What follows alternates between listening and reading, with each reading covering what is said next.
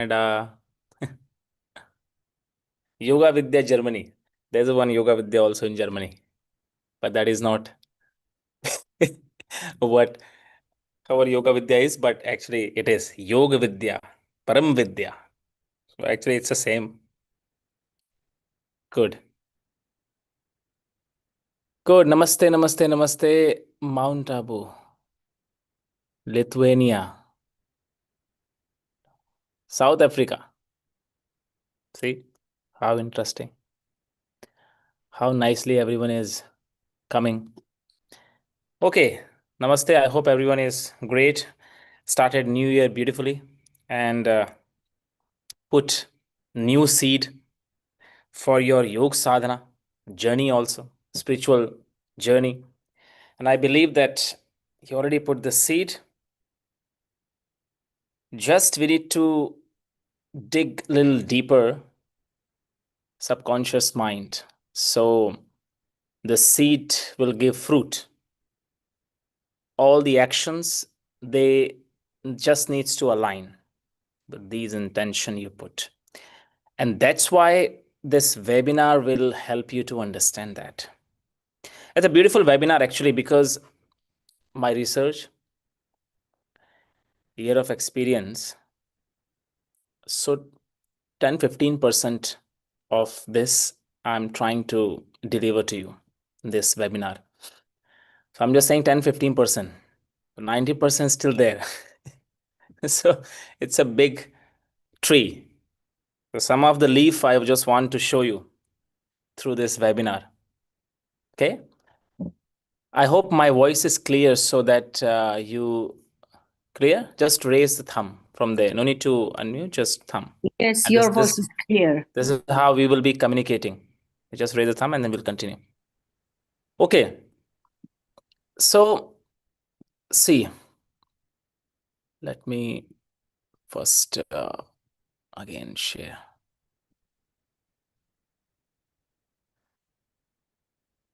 Okay. Breath of Yogis.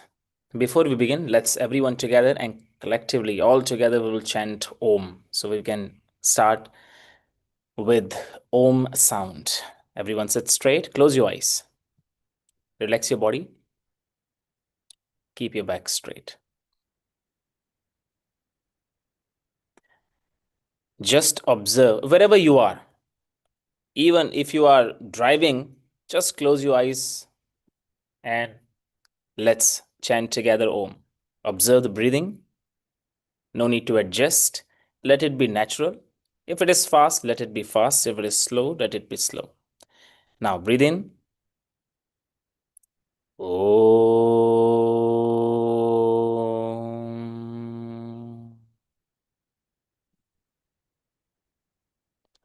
Om Guru Brahma Guru Vishnu Guru Devo Maheshwarah Guru Sakshat Parabrahma Tasmai Shri Guruve Namaha. Om Yogena Chittasya Padena Vacha Malam Sharirasya Cha Vaidyakenam Yopakarottam Pravaram Muninam Patanjalim Pranjaliranatoshme Abahu Purushakaram Shankhachakra Siddharinam Sahasrasirisham Shvetam Pranamami Patanjalim. Om Shanti Shanti Shanti. Open your eyes. So in our webinar, Julie is here. She will be coordinating with you all and helping you with some understanding, or if you have a question, she'll be helping later to share your questions, and that's how I will be addressing them. So Julie is from Yoga Vidya, helping us managing this backhand part. So thank you so much for joining, Julie. Help in this. She'll become my voice during the webinar. So thank you so much. Okay, let's begin. Okay. Why we say breath of yogis? Before I'll start with that. Why this webinar? I put a name breath of yogis. That's a great question. Actually, this webinar is not only just, it will be eye-opening also. So many notes you can make from this. So this is how you can do. So when we say breath of yogis, so it means it's very clear. It cannot be the same as our breath. So this is the first thing. So when I'm saying breath of yogis, it means I'm not talking about, I need to understand first, I need to divide the two different breathing. So what is not yogic breath first? To understand what is yogic breath, we need to understand what is not yogic breath. So that's how we are going to start this webinar. What is not? Actually, that's how in spirituality the we reach the ultimate goal. Before every ashram, every scripture we begin, or any knowledge we move towards, we don't try to understand what is this knowledge about, or what is the scriptures are saying, what is the truth. Actually, we don't search for truth. Basically, that's how in ashram in India, how guru is leading disciple to the truth by saying what is not truth, what is anitya, which is called in Sanskrit anitya. What is not truth, just removing them out. So when you start removing what is not truth, you will ultimately reach the truth. So actually, we don't try to search for truth, because this is not the way of moving forward in spiritual path. Today, it is like this. This is how we are moving today. Today, what we are searching, we say, what is this technique about? What is this yoga about? This is how our approach is. And that's how we move. And more you go, what is this about?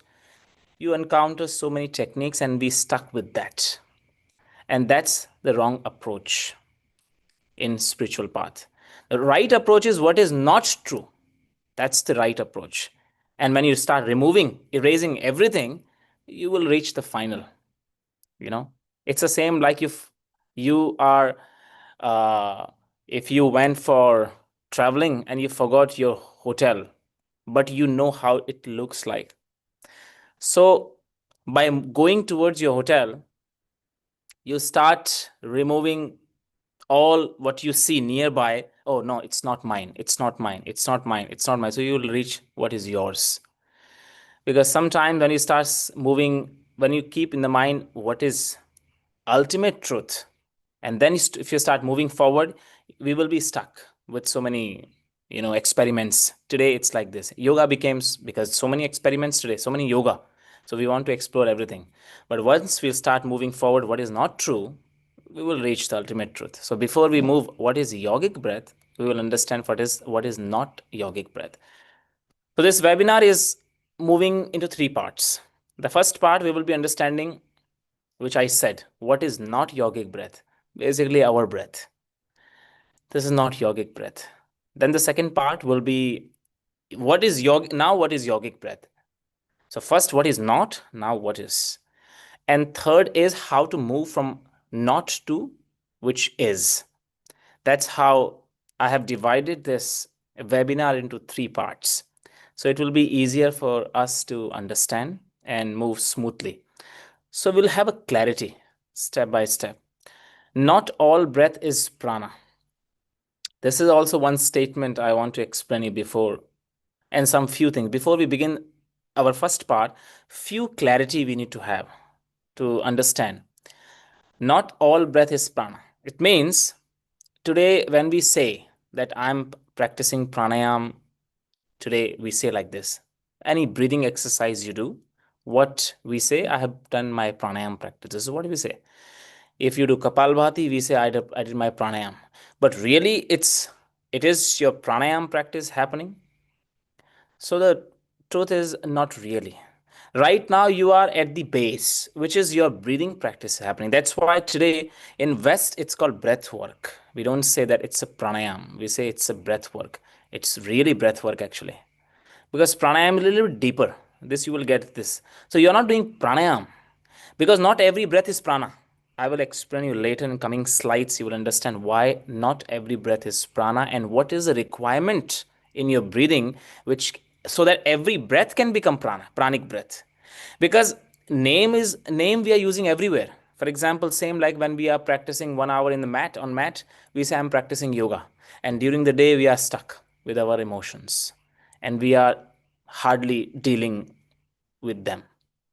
So by saying that I'm practicing yoga, if you perform 1 hour, not really truth.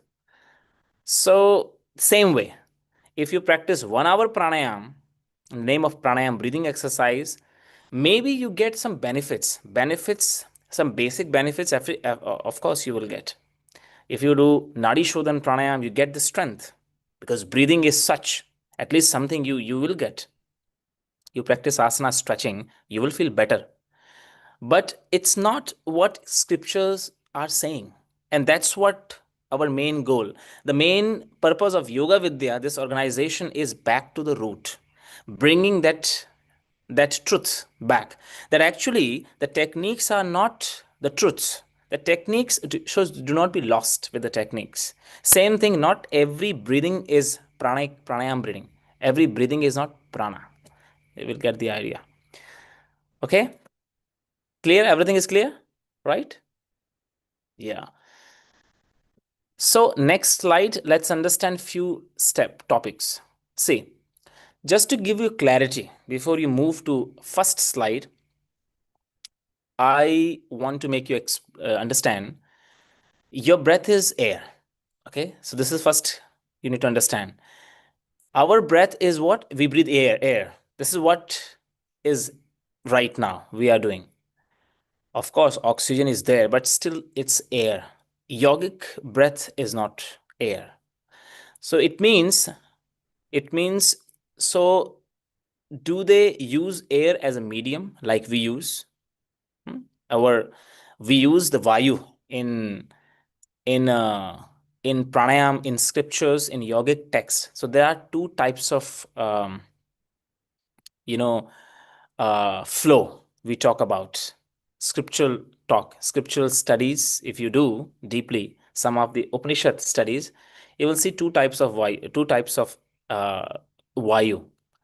One is normal vayu, which we breathe, which is sustaining our body, existence, this body, Panchabhut body, five elemental body. So the air element which you are using, this air we are all breathing. It comes under bhutas, mahabhuta, elemental air.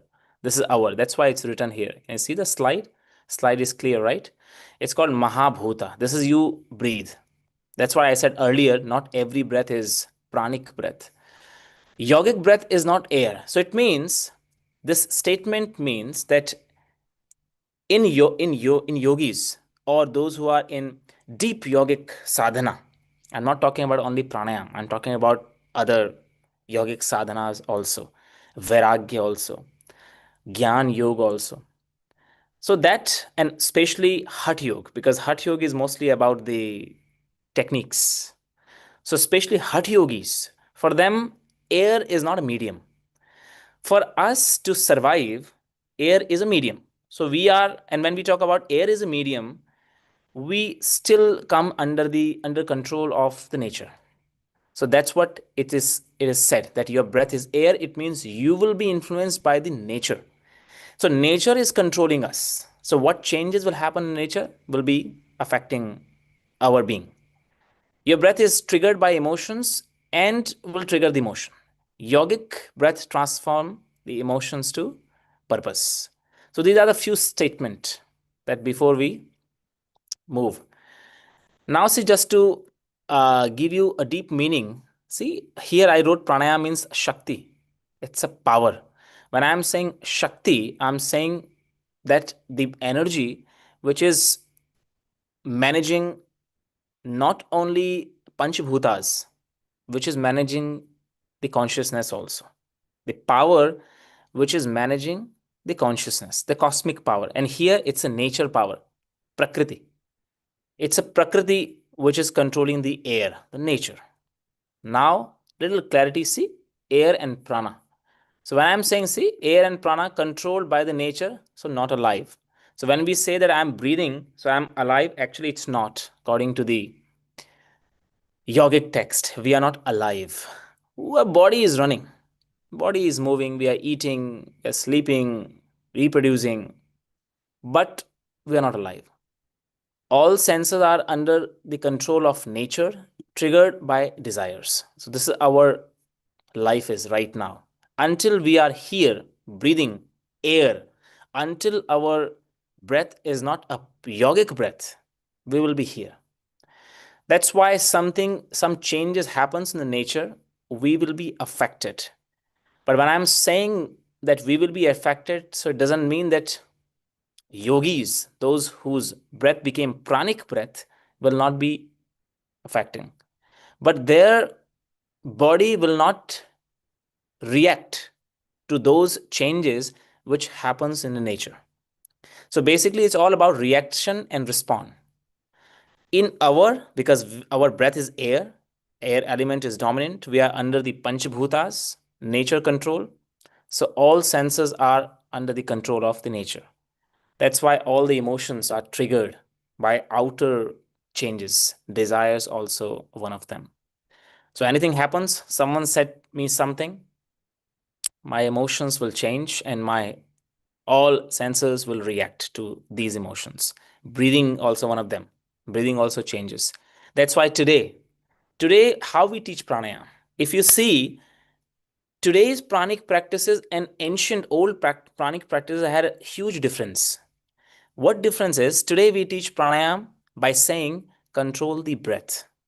That's why my recent few posts, those who follow me on Instagram or those who follow Yoga Vidya on Instagram, you will have the idea that what we are sharing. Sometimes we share that when we say that the difference between ancient pranic practices and the modern pranic practices, the difference is today we say control the breath, and that's what the pranayam means. Sometimes we explain controlling. It's a gross practice. When it comes to hatha yoga, the actions, we say control because now we are talking about very adho abhyas, means the very base practices. When someone is working as a therapeutic way, so we talk about control. Therapeutic way means we have vikshipt, we have different stages of mind. So vikshipt, the state of mind, means not stable mind. If we are talking about such level, then we say control the breath. So we teach breathing exercises focused on breathing workout. Kapalbhati is also one of them, Nadi Shodhan is also one of them, and other practices. Ancient, it's not about that because mind is not vikshipt. When the mind is not vikshipt, means unstable. When the mind is not unstable, so you don't practice those exercises. If you see our exercises of breathing is what? Very, few faster movement of breathing, slower of movement of breathing, controlling. It's aggressive practices of pranayama. Even today, asanas are how? Why people like dynamic practices more? Because dynamic practices are very helpful because it is linked to the vikshipta state of mind. Unstable mind need dynamic movement, dynamic treatment. Stable mind need stable. All these hatha yoga practices developed in north. Hatha yoga means staying in one pose hours and hours. But more dynamic practices, if you see, more you go to south, we need dynamic flow. That's why if you see more north, more south, more east, more west, they're different practices. Same thing pranayam. Today pranayam is more breath work, fast breathing. In Kundalini yoga also, if you see the Kriya yoga, when we talk about Kriya yoga, Kundalini yoga, everyone is adding dynamic flow more. If they are breathing Kapalbhati for their Kapalbhati, if in Hatha yoga Kapalbhati is not using the hands, like simply, but for them same breathing is with hands, and then the technique name even changed. You see that sometimes it's like this. So even the name has changed, practice is same but different name. So it's all about how and which level you are working. So when we talk about air, it means we are still under control of the nature. So this is what happens with us until you don't move from air to prana. Prana means move with the universe. When I'm saying move with the universe, so universal forces will influence this pranic body. Right now, prakriti, right now the earth, whatever will change will happen in earth. will affect you. But when it comes to prana, whatever change happens in other planets will start affecting you. Right now, we are affected by this planet, Earth, all the changes. That's why our breath is very heavy. That's why our breath is not really pranic breath. It's not a healing breath. Usually, breath should be healed. Every breath, every inhale, it has a healing power. Every exhale, it has a purification power. Every inhale has power of healing, but not in our right now, because our breath is not working as a medicine, as a healing um, kind of energy. It is just sustaining our body. Means just we are running, lungs are working, or even sometimes it's not helping even the organs also. That's why we have to teach people, okay, now deep breath, breathe like baby, like when the newborn breathe from the stomach, start breathing the same way. So today even worse, so we have to a little bit change it, so you will get the idea how it works a little bit.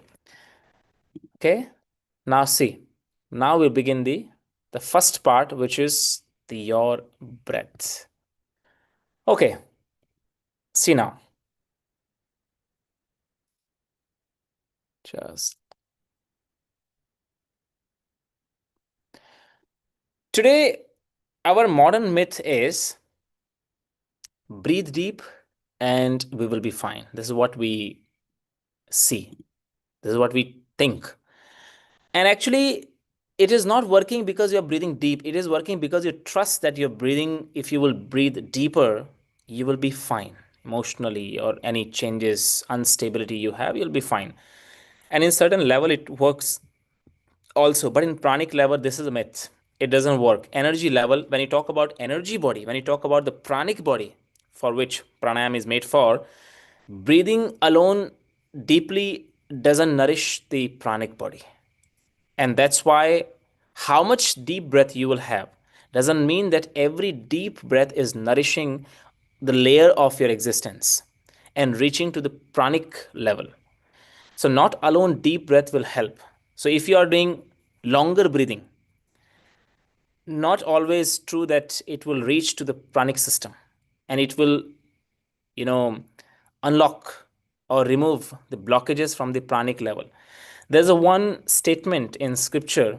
It says that if a person ordinary breath it become pranic breath, so every inhalation and exhalation removes all the blockages from the nadi, so you don't need nadi shodhan pranayam. Nadi shodhan pranayam came once hatha yoga started. Hatha yoga system, when it started, then only nadi shodhan pranayam entered in the techniques. Before that, there was a different practice, not the way nadi shodhan we do today time. Today we do nadi shodhan pranayam like what? Closing one nostril, breathing from what? One, then you close the other nostril, then breathing from other side. This is what we do, nadi shodhan pranayam, and that's what we call nadi shuddhi pranayam, which is a purification, energy channel purification. Means energy channel purification means we are thinking and assuming that we have emotional blockages, we have previous karmic kind of notes, which is called granthi, which doesn't allow our energy to flow. And because of that, we have so many challenges in our life. And that's why we have so many barriers in our growth. And through Nadi Shodhan Pranayam, all these blockages are removed. That's a philosophy of Nadi Shodhan. That's why you are doing Nadi Shodhan basically. But today, the same technique doesn't work. This will work in which level? Because sometimes today we are practicing Nadi Shodhan, but not everyone can feel that channels, right? You have been practicing all these techniques. But if I ask you one question, did you ever felt your energy channels? Because in scripture we talk about a lot, 72,000 nadis. Even those who are a teacher, we teach also proudly. There are 72,000 nadis. But have you seen these nadis? Forget about watching them. Have you ever experienced at least one nadi? Sometimes even in teaching, we don't even experience our two gross nadis doors, right and left nostril. These are the two major nadis we talk about mostly, sun and moon, right? That breathing. But we feel what? We feel the wind which passes through the nose, and through that we think and claim that my this energy channel is working, which is Pingala Nadi, basically. This is what we say. But actually, flow of air, even the flow of air of your right nostril is open, does not mean that your Pingala Nadi is open. That's what I'm going to explain you. Means, for example, I want you to do practically with me. You check your nostril, everyone. Those who are watching me, check your nose, which flow is working right now. You will notice some of you right is more, some of you left is more, right? One of them is working, right? Some of you maybe both. So right now, when right is working, ordinary practice, when we talk about normal today's pranayam sadhana kind of things, we say, okay, my right is working, it means my sun is dominant, basically. My Pingala Nadi is working. That's today's philosophy. But that's not a complete truth, because sometimes it's not. Sometimes it feels like this. It's the same. Imagine you are standing, you enter in a room where you have mirrors everywhere. Mirrors. You will not even able to recognize that where's the door, because you will see that this is you. This you will see how many you yourself see so many you.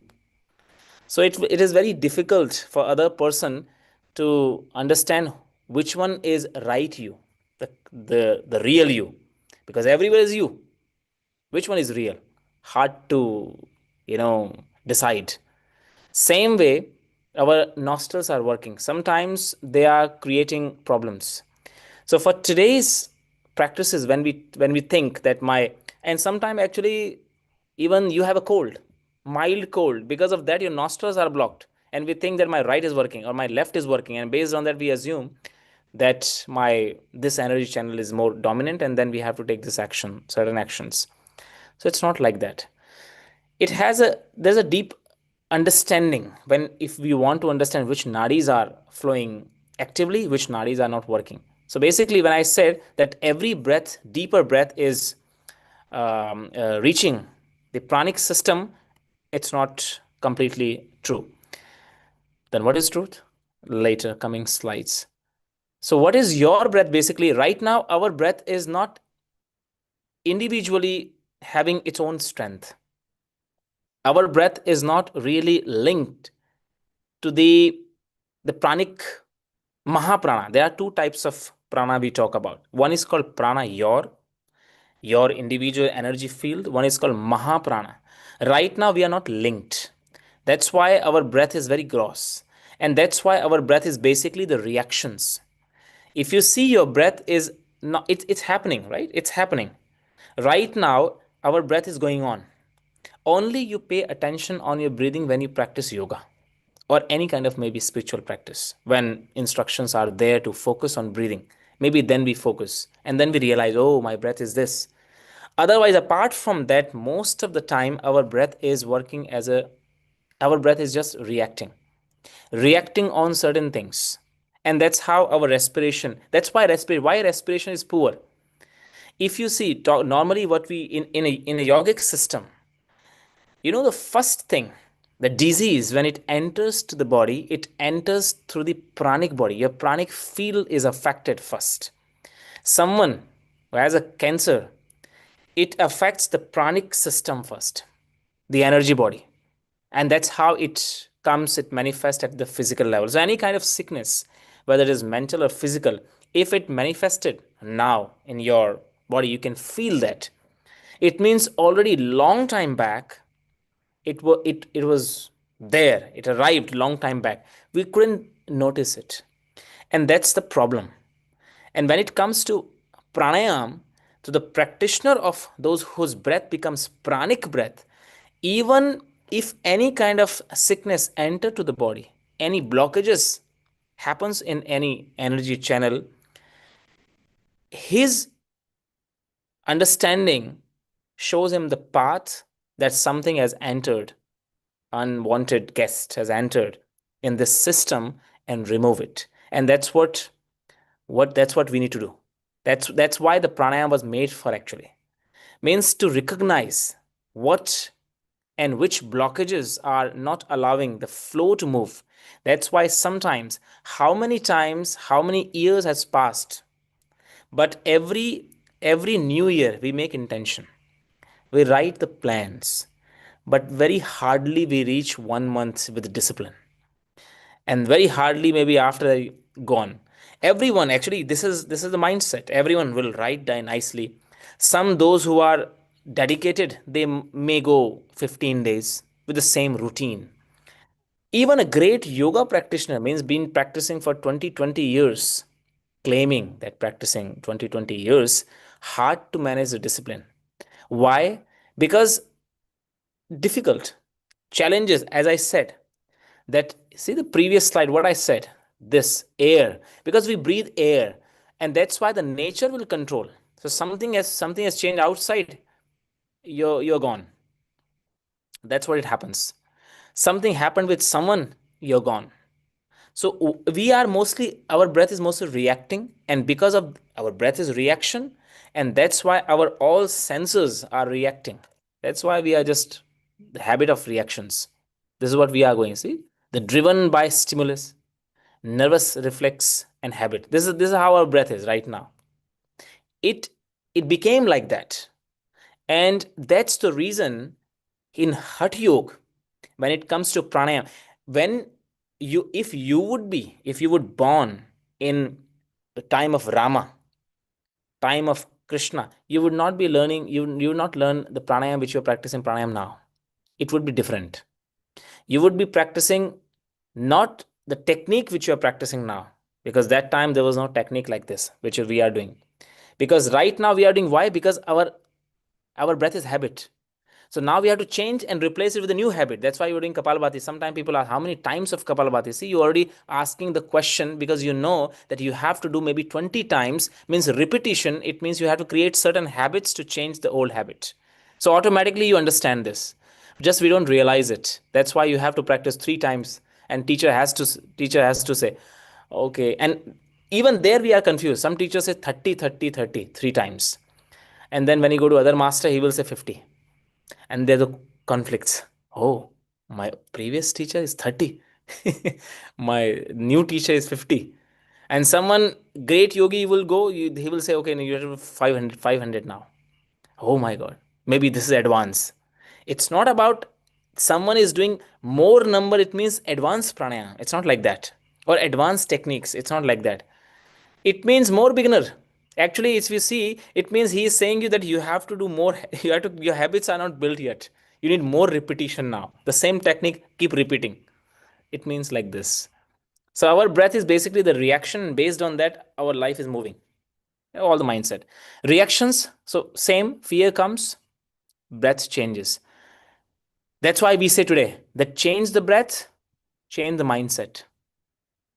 Because that's how they are connected. So our breath is connected, basically our all vikshipt mind, all the vrittis. So we have to see how it's moving. We have to move from reactions to respond. Thought comes, breath changes. That's how the reaction. So see how many thoughts. Every time we have a thoughts, right? So breath changes when the thought comes. You don't notice it. You don't notice because we don't pay attention to the breathing.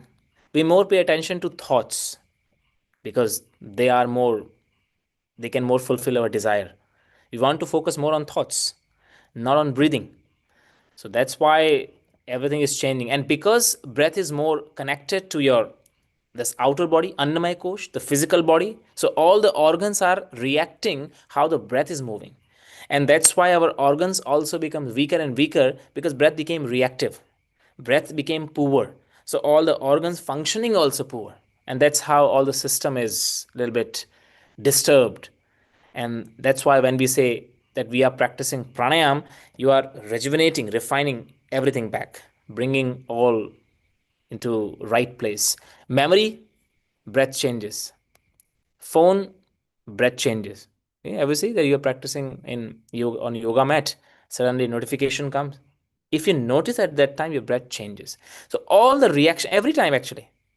See, you go out of the mat, you have a different thought because you are more in peace now. Breath changes there. So actually, your breath is not It has to be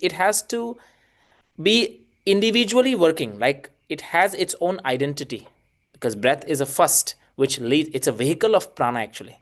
It has to have its own identity, but it has to follow the state and all the reactions that it is, moving from.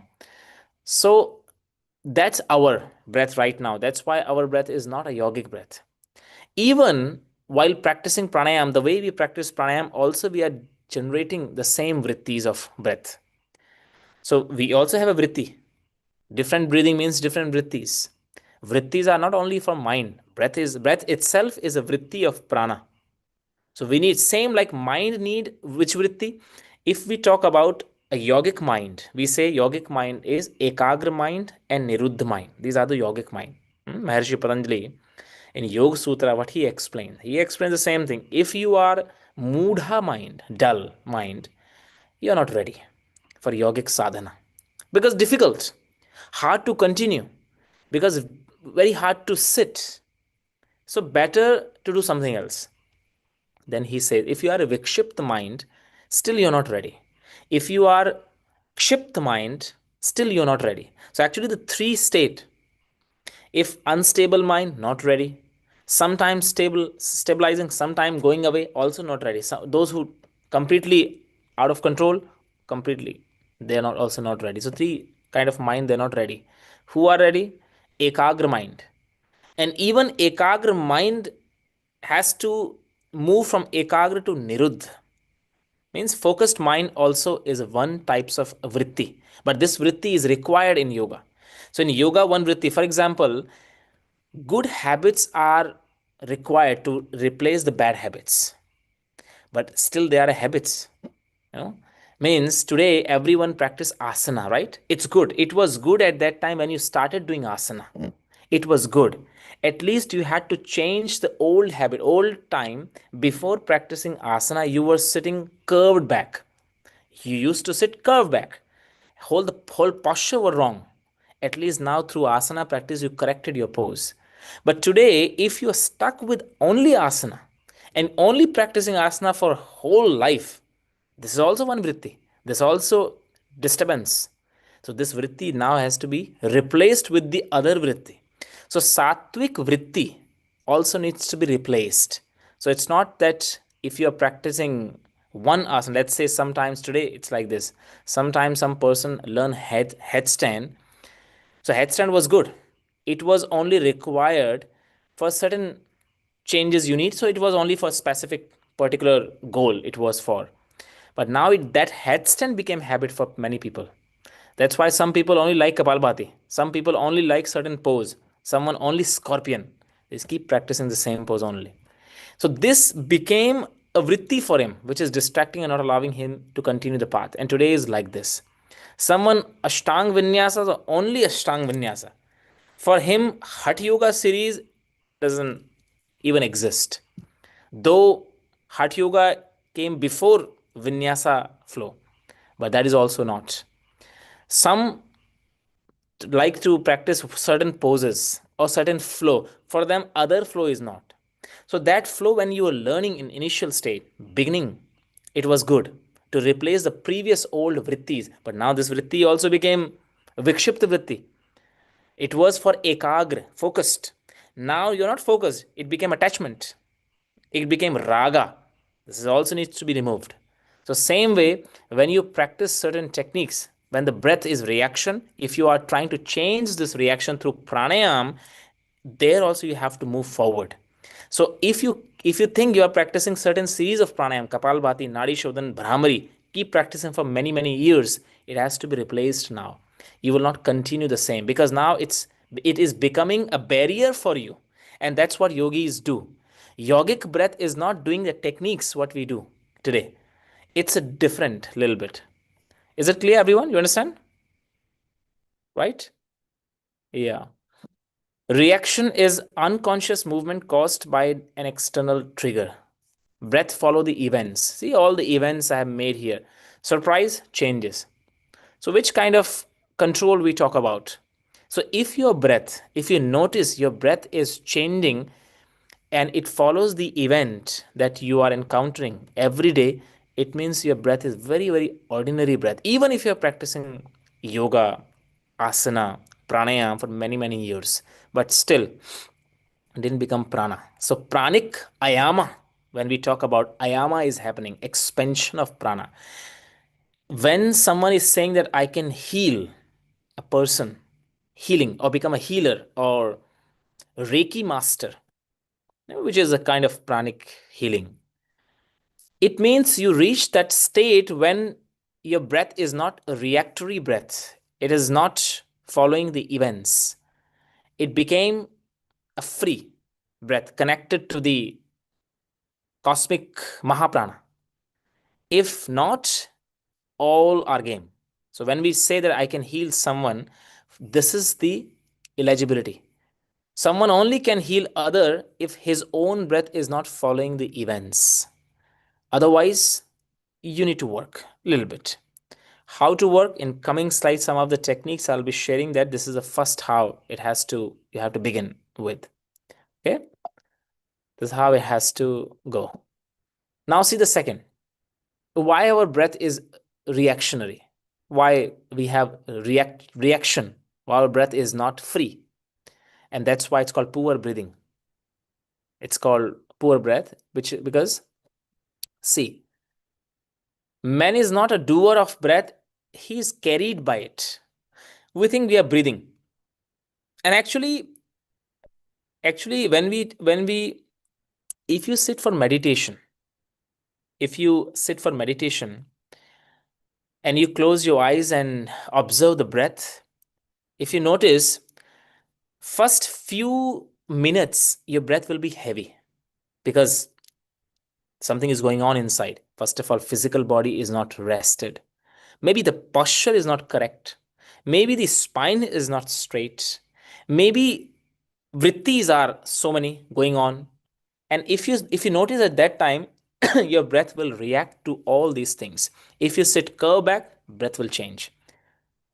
When I'm saying that pranic breath, I'm talking about that pranic breath means whatever the speed, whatever the intensity, whatever the flow the breathing is having, it should not change. It should not change from what happening outside. Even if you are curved spine, still your breath should find the way to move freely. Just a minute. Do you get it what I'm saying? Right? And if it is not, it means how many techniques it's not working.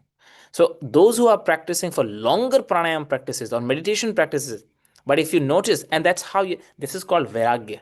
That's why I always recommend everyone that before you begin any kind of yogic sadhana, yogic techniques, siddhant to understand is very important. Scriptural talks understanding is very important. Abhyas and vairagya goes together. Abhyas is incomplete without vairagya. Means the techniques are incomplete without you understand them.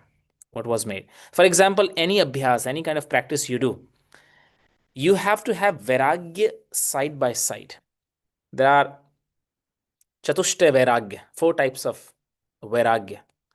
One of the vairagya means to understand that every time after practice you do nididhyasam. There's a one practice of hatha yoga which is uh, called nididhyasan. Means every techniques when you finish, you are checking what changes happened. And every, for example, you made a rule for 2 years of one technique sadhana. For example, you made a rule that 2 years I will be focusing only in this technique. In 2 years, after every practice, you see the changes. Okay, before it was like this, now it is like this. How much I grown, how much I disturb myself. So this analyzing, this is also one types of vairagya in yoga sadhana. So that vairagya first, this is called first vairagya. And someone who just goes with the flow, doesn't even see what changes happened with me. He only realized, oh, I can do this pose. Sometimes it happens with you. Sometimes you are practicing. Let's say Paschimottanasana, you are not flexible. Someday you touch the head and you realize, oh, today I did something great. You didn't even realize that what was the process. We only realize when we touch. See, it was a blind practice. It's not called that you grown. It's still a blind practice. That's what not yoga is. Yoga is more about the journey. Sorry, Prasanthi. Sorry to interrupt you. Some Yeah. students are asking if you can speak a little bit slow, Okay, especially okay. when you name the Sanskrit names so they can understand better. Okay. Okay. Okay? Thank Sure. you. Sure. That's the sometimes Indian way of going like a fast bullet train. Though I'm not from China, but still. Okay. So when I'm saying that reaction, hmm, see now the flow is broken. I will come back. So let's say I was saying that man is not a doer of breath, he is carried by it. It means I'm talking about that when we say yoga is more about a goal, it's more about the journey. Okay. So we need to, those who are in yogic path, any kind of yogic path, whether you start from asana, everyone start from asana, physical work basically. You don't need to see that the final result that you have to reach. Let's say when someone comes in a yogic class, they have a certain goal that I want to achieve a certain pose. Let's say in back bend, you do scorpion pose or any kind of balancing pose. So that's the goal. And everyone is running to that goal. Same in pranayama. Everyone, when they start doing any techniques, let's say the popular pranayama is holding the breath, we think that the goal is to hold longer. That's not a goal. In Nadi Shodhan Pranayam, if you see, most of us we study from the book, and books give you certain numbers. If you and today we have access of so many books, and most of our techniques, most of our practices are based on the books, and that's how everyone is teaching those who are in a teaching line. This is what we teach because in a books it's written, okay, Nadi Shodhan, you hold ratio means 4 is 1 ratio 4 ratio 2. It means inhale is one time.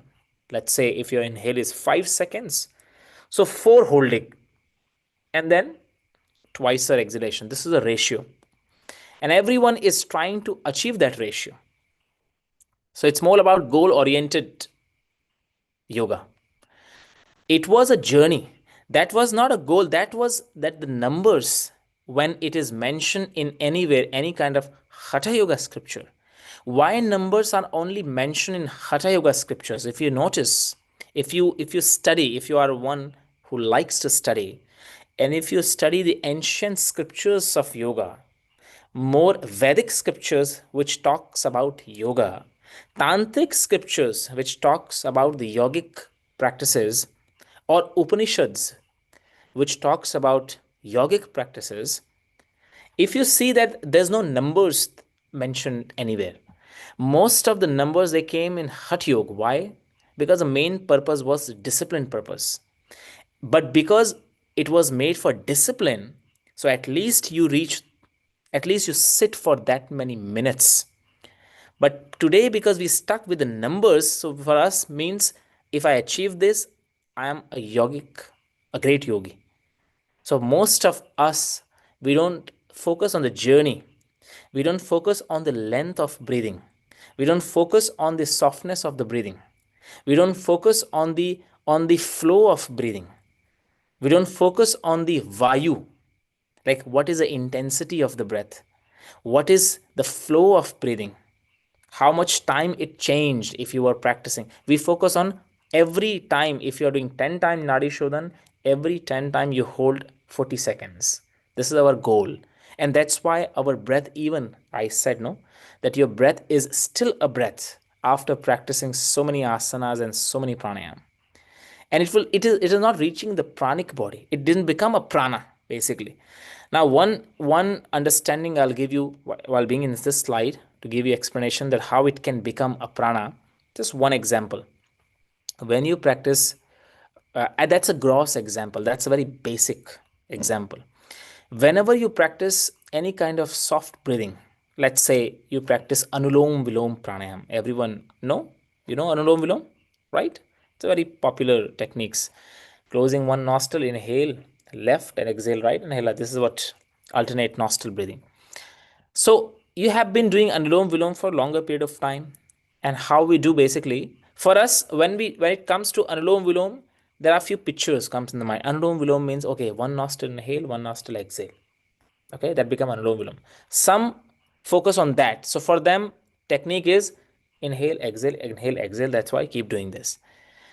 Some, those who are a little bit into deep study, for them, it will be that maybe balancing Anulom means it has to be same length. Means if you are 5 seconds breathing with the left, so the 5 seconds goes with the right. So a little bit maybe better. Some, those who are kind of deeper in sadhana, they go more slower, right? And that's how we go deeper and deeper. That's how we continue our any practice. But the main practice of any kind of pranayam, if you want to move from breath to prana, the first thing is reduce the flow of air. It means right now any breathing exercise you do in the name of pranayam, you use the air flow. Means you feel the air, right? Let's say kapalbhati, you feel the forceful air. Then you do Bhastrika, aggressive pranayam, also air. Then you do Nadi Shodhan, Anulom Vilom, many pranayam are there. So we are more focusing on air. Main pranayam begin, main from ordinary breath to a yogic breath. This transition comes when your every inhale is having not having a flow of air. It means when you start reducing the airflow, that becomes a pranic breath. Is it clear? The statement is clear for everyone. It means when until your inhale and exhale is with air, you feel the air. It means still you are at breath level. Still, like I said, you're breathing air. It's not wrong. To survive, it's good. But it's not a pranic breath. Or in a different language, it's not a pranayam yet. You are trying, that's the different thing, but it's not a pranayam yet. Your every breath should become that slow, or sometimes even not slow, even if it is fast, but there's no airflow. You don't feel that the air wind is going on. Basically, silently, without wind, when you remove the wind from the energy, that becomes the pranic breath or the yogic breath. And once the wind is added to your inhale and exhale, vayu is added, and more vayu, it means more fluctuation. Like I said, events. That's why if you see the fluctuations in air of breathing, it means your breath is following the events. More more air is out of the breathing, it means now your breath is not following the events. It leads to more pranic breath. And that's why at sleep, it happens in certain period of time. Sleep, when you sleep at night, this is the time when you are having this pranic breath, when your breath becomes prana, when your ordinary breath is a yogic breath, because that time your flow. And that's why one of the reason to say breathing from the navel, because we are trying to remove the flow, the wind out from the flow, which is energy flow, the pranic flow. Is it clear, everyone? You got it? Right? Yeah. So our, see, the breath is controlled by sympathetic nervous system, like I said before, amygdala, fear and survival brain. This is how our breath is reacting to. And of course, CO2 sensitivity, because we have certain functioning that your body needs changes, because body is not that strongly capable. See, your body needs also strength, the stamina to handle the pranic breath. That's why we say that why pranayam comes after asana, because first you need that vessel to handle that heaviness. You need that kind of space to handle the pranic breath, you need, because prana is what? It's electricity. Yogic breath is not very simple. Yogic breath comes with very deep, intense force. To handle that, you should be capable. And if physical body is dealing with certain problems, limitation, so the pranic breath will not come. It will remain an ordinary breath. And that's why asana came first. And even before asana, cleansing prakriya, cleansing practices came first. Because we are trying until the body is not capable for holding the pranic breath, it will remain the ordinary. And that's why we need to do so many people practice so many asana. And that's why asana came first. And that's why asana stability came first. Tato dvandva anabhighat. That's that's the explanation of asana before pranayama. If someone asks how to handle the prana or how to expand the prana or how to feel the prana, for that, the first eligibility is tato dvandva anabhigha. That's a scriptural explanation. It means once your physical body stop reacting, if your physical body stop reacting to the events, that's the first foundation of stabilizing the prana. And then your breath stop reacting to events. Now it start channelizing the prana. So start activating the prana happens where? When the breath when the body stop reacting. This is the first thing. Okay, you can note down if you want. So activating prana starts when physical body stop reacting. That's why you are practicing asana, trying to stay longer. More you do dynamic flow, that doesn't work. And that's why every dynamic flow practitioners, those who are practicing vinyasa flow, hatha flow, they have to go ultimately, at the end, find a place where even one pose, your body is not reacting. Mosquito bite, not reacting. Some changes, not reacting. So that means now the body is ready to handle this pressure. Now the activation work starts. Then the second is when your breath stop reacting, then channelizing process starts. Means now the prana started channelizing into nadis. That's a work. Clear? Am I clear now? A little bit slower. Good. The person is, see, your breath is reaction because of this, and that's why the person is not breathing. The nervous system is breathing him right now. Only yogis are breathing actually in a yogic term. Right now, breath is a slave. Okay, they have the beautiful picture. So this is what we are. Our breath is a slave. Why? You can say that when you will be eligible to say that my breath is prana, and how it will become. Of course, I'm going to tell you now that your breath is a slave because it is responding to vrittis. It has to respond to something else. I will show you now in coming slide how it has to be. What is a pranic response? Right now, your breath is responding to vrittis. What is going on in the mind? Breath changes. Then your breath respond to samskaras. Sometimes, this is very interesting actually. This I was studying one of the tantric book, and then I started working a lot long time back and realized too. Sometimes your breath is changing. That's why it's called breath. It is changing what is going on in your mind. Sometimes it is changing what is going on in your body. So let's say when I'm saying respond to vrittis, take physical vritti also. Means physical movement also influence the breath flow and the mental also. Second is a little deeper. Sometimes, you see what the previous slide I was explaining you that when you feel that your right nostril is open, you feel that my energy is flowing nicely. It's not always true. I'm talking about here. Sometimes the past impressions, you carry the past impressions too, right? And these past impressions becomes alive when you don't have present impressions in your mind. Actually, Right now you are conscious, so you have vrittis, mental waves, like in ocean.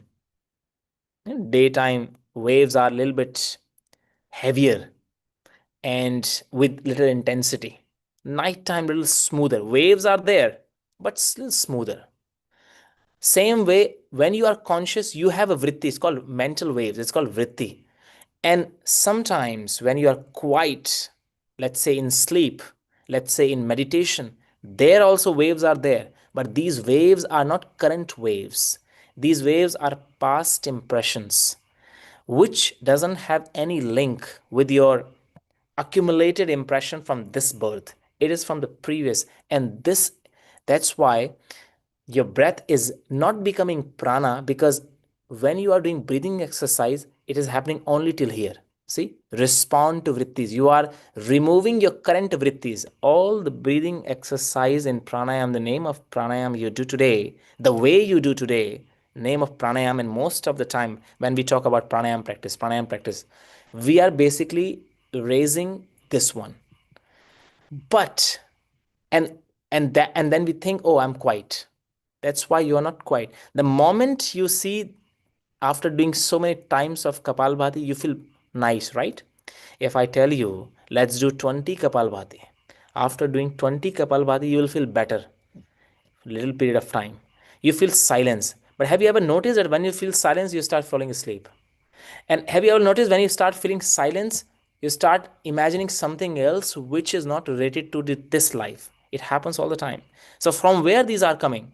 So, actually, the main tech, all the techniques, what I'm saying is, what is my main reason to explain all the practice of pranayam, all the breathing practice of pranayam you do today is only to reach here. You are removing this. And that's why sometimes people, why, why people not don't do, why people like kapalbhati kind of practices, aggressive practices. Why we like aggressive practices? Why you like kriya yoga? Why people like kundalini yoga, dynamic flow of breathing? Because after dynamic flow of breathing you remove this only for a little period of time. But you don't reach there samskaras, because samskaras doesn't need your fluctuated breathing techniques. Samskara which is stable need stable practice of pranayam. For example, if I tell you, just sit quietly, focus on breathing, and start softly breathing deep, deep, deep, deep, deep, this can reach to samskaras. This can burn the samskaras which are disturbing your current breath.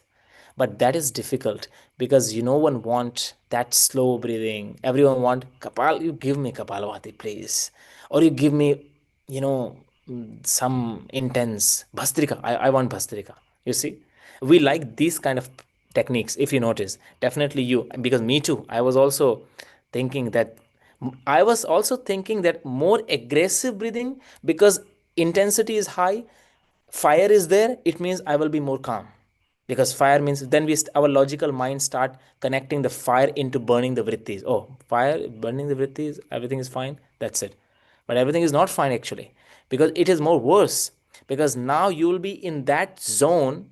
The better to stuck in open eyes dream than stuck in closed eyes dream, because closed eyes dream you will be emotionally connected, and sometimes that much deep that you can't come out from that. So better to dream open eyes, because at least you know the truth, the reality. So you will not be stuck. Same way here, better to be, because we like it, better to remove, be in aggressive pranayam, and to remove this, to be there samskaras, to stuck in there. People don't like this because hard.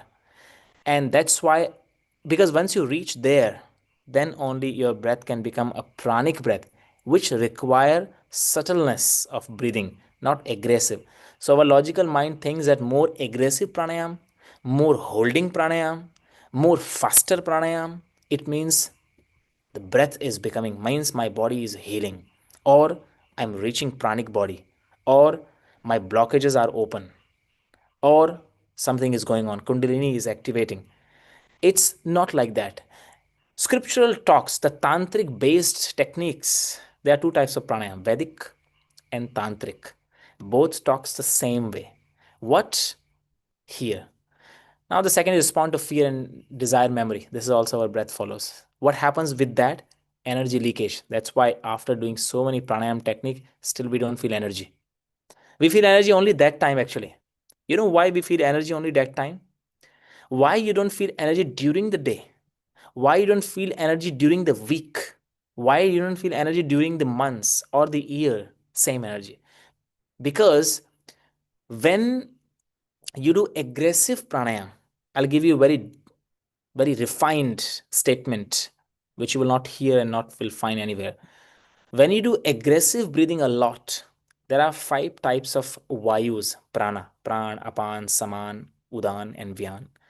More aggressive kind of techniques when you do and keep on doing, which give you a little certain peace of mind, vrittis here, you remove this, more you are weaken your Vyanavai, which is a reserved energy in you, which is responsible for when you are sick, which is responsible for nourishment. When the person is sick physically or mentally, there's a certain energy in your body which is reserved energy.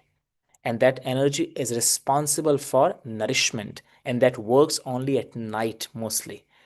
So that energy is weakened when you do aggressive breathing all the time, which is not balanced with passive breath work. If you talk about breath, is it, you understand what I'm saying, everyone? The statement, yes. So you shouldn't think that because aggressive breathing, intense breathing, it means my breath is becoming prana. If you can breath 500 kapalbhati, oh, I am a great practitioner. No, no, no. You weaken your pranic body more. Your Vyana, Vayu, then it's a more deeper study. I will not go to that, otherwise it will be confusing. But that's how it works. So right now, energy is leakage, emotional instability, hormonal imbalances, and all these things, right? Now, breath controls you. Breaths waste the. This is what right now actually going on with us. Breath feeds the mind. This is what is happening with us. Okay, move forward. So all these things called, see, right now it's all events. All these, our breath is basically events. So whatever you I was explaining you all, because our breath and this, it's called ashuddha prana in Sanskrit term. Our breaths, our prana, you also have prana. I'm not saying that you are only breathing. Prana is there, but this prana is ashuddha prana. Ashuddha means impure, impure prana, because it's still a breath, heavy. And all this previous explanation through the slide. And that's the reason, actually, based on that, what is going on, I have created a system. That's what sometimes we practice in our techniques. That's why I have created a series, a practice called this one, which which is coming now in coming few after few days on 18th of Jan, which is called pranic purification. So whatever explanation I gave previously, how the breath is reactive, how it is reacting to events, how it is heavy, how aggressive techniques are disturbing the essence of prana, how prana is not a real prana. All these things, what we do, what we are trying to understand, this system, which is called pranic purification, after a years of practice and sadhana, this technique, this system I have created, which is basically to take your ordinary breath to a yogic breath. And that's how the system is working there. In this, this technique, this pranic purification journey is basically about that, how to move from the breath, ordinary breath, to the pranic breath or to the yogic breath. Because yogic breath is not air. How to move from air to prana. Actually, this is the main reason, and that's why the name is purification. Like I said, ashuddha. The previous slide I said, this is called ashuddha prana, impure. And now, how to move from ashuddha to shuddha prana and really feel that pranic flow, it's this, which is now in coming days. Now see the part 2. Okay, Till that, everyone is clear, right? Now the part two. Yes, what I was saying here, part two, yogic breath. Actually, the system of energy, prana, is a lot. It's a big system. So I have just summarized the few things just to make it clear and understand how it works. So see the yogic breath. What is called yogic breath? Let's understand from this. Actually, like I said, ordinary breath is under control of the nature. Planet, what changes Panchabhutas in this planet, all five elements, how they react, your breath will react to it. Okay, and mental events.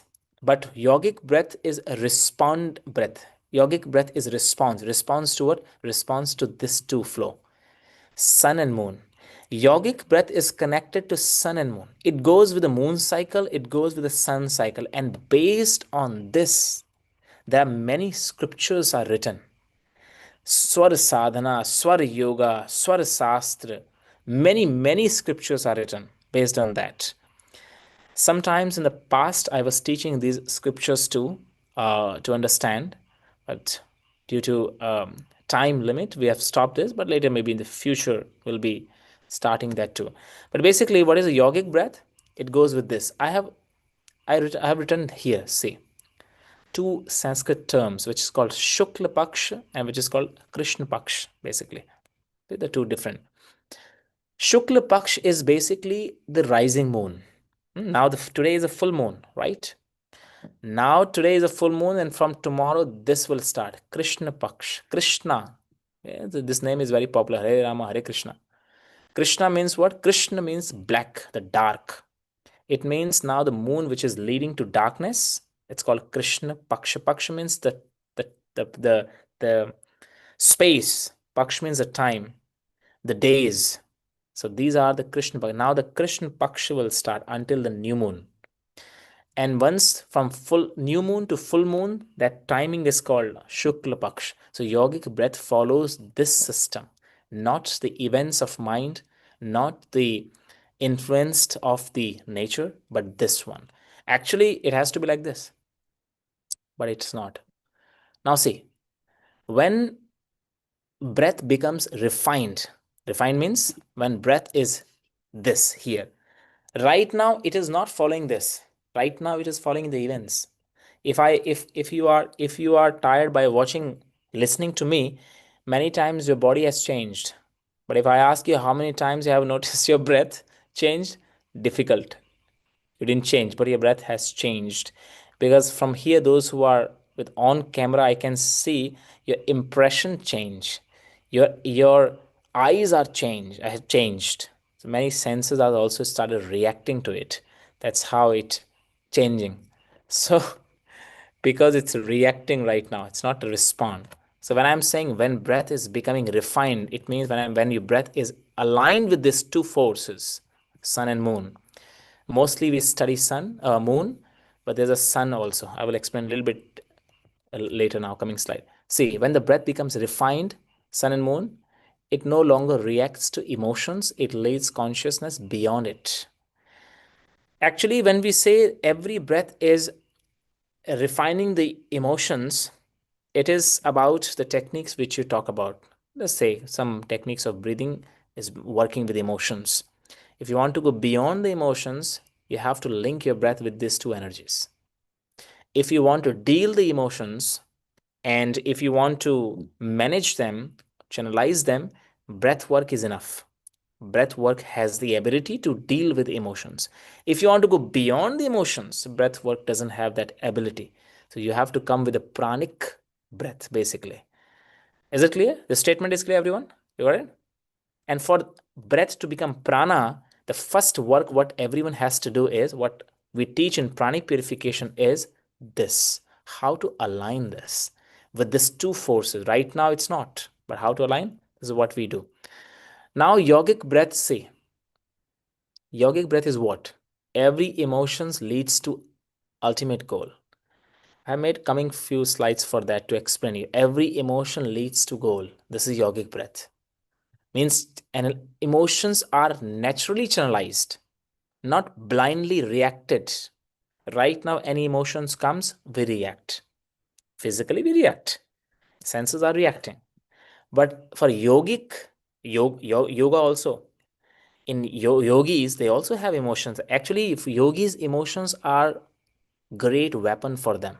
See, ordinary breath, each emotion shake the inner state and this destroy the person. See here. Uh, wait. See, yogic breath is a weapon which help them to protect. But a normal, ordinary breath is a weapon which destroy his own self. That's why our own breath destroy ourselves, because our own breath doesn't have ability to channelize the emotion. Our breath can handle the emotion.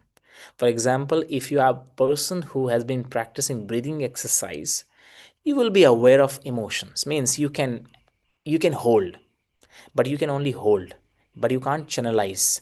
Have you ever noticed that those who are a pranayama practitioner, a yoga practitioner, you can hold the emotion, you get the ability to accumulate. Means you can be quiet. For example, someone made you angry, you can also, for a little bit period of time, you can also say, someone is, please mute. See, someone who is into yoga, we assume, we expect him that he will be quiet. Even this person is not getting angry. This is what we think of yogi, kind of, means he's in peace. And many people, they can handle this actually. They can handle the pressure, they can handle the emotions, but they can only handle the emotions. But channelizing the emotion is not possible. That's why this handling comes again and again. It means they get angry, but they don't react, because they get the power to not to react. That's called the power of breath. And this is what the breath gives you ability. What prana gives you, what the yogic breath means. Yogic breath means when your ordinary breath changes to pranic breath, yogic breath, it means not only holding ability, but channelizing also. Because that's how it has to work. Your emotions to lead you to, every emotion to leads to purpose. Even the anger should lead you to purpose, the ultimate goal of self realization. That's the purpose of, in yogic term, we talk about in yoga spirituality, the ultimate goal is moksha, self realization. At least forget about moksha, but at least to know the self. Who am I? That's the goal. But ask this question to yourself: is your every emotion leads to who am I? For example, you get angry. What comes in the mind when you are angry? First thing comes, if you are a yoga practitioner, first come in the mind, no, I should not react. And after, when everything settled down, then the thought arises, but why he disturbed me? The second thought comes, that why he disturbed me. You will not react actually. You will be it's good at anyhow. But the thought arises, but why it happened to me only? See, even this thought arise, it means your breath didn't have ability to channelize this force of emotions to the purpose. That's why the thoughts are coming, and that these thought came, breath will change again the loop, and that's what it happens. That's why I said a poor breath. Is it clear? Do you understand what I'm saying? Right? So it means the pranic breath means, or yogic breath means, that emotions will come. They also will have a fear. They also will have something. They also will have a tears. Rama, a great yogi, also cried many times. But every of emotions channelized to purpose. So that's called pranayam. That's the pranayam work, ultimate work. Means a person who does pranayam actually should be like this. Every of you are not controlling the emotions subsiding, or suppressing them. You are actually learning through the quality of your breath, through the quality of your prana. You are learning that automatically this emotion is channelized to a flow that's called the pranic. One of the prana. What is prana? When we talk about prana, is a life force, right? Prana is a life force which is running everything, the conscious mind also. And in a gross form, prana is also an emotion. Emotions are also prana.